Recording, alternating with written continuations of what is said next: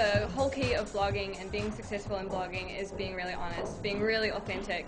People can tell when you're not being authentic, and it's like the death knell for a blog.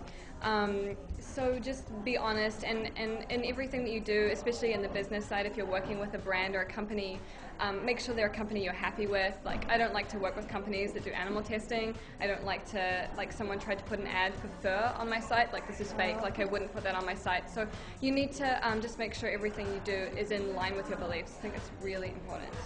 Yeah. I think the important thing to remember for, again, the bloggers in the audience is that you are not your monthly unique visitors.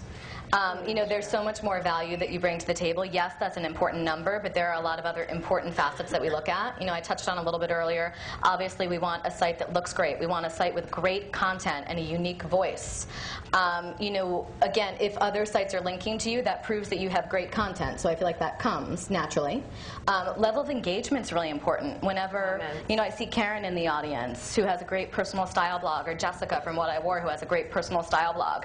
And these girls post a photo of themselves and they get dozens and dozens of comments. Yep. And for me, that shows real value because it shows that their audience is engaged in who they are, their audience trusts them, and their audience considers them, you know, influential. And how that could convert for my client, you know, the potential there is exponentially higher than a blog with a larger reach, but maybe a broader or less specific voice, if that makes sense.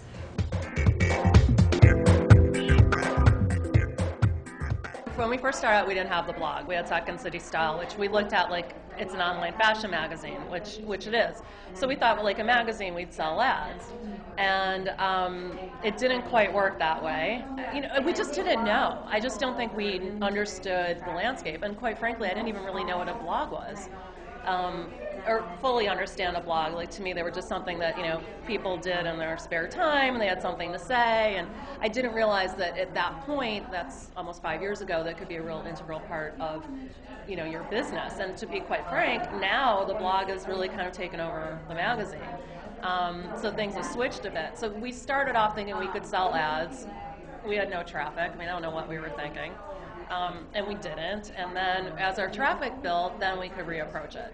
You know, and it's a different ballgame now. And also, I just think over time the landscape has changed enough that, you know, there are more companies that are more willing to try it. And I also think that it's actually a cheaper form of advertisement than going into, let's say, a print magazine that gets thrown out. And, you know, so I think that, you know, it took a while, but I think like traditional media is finally opening up to bloggers.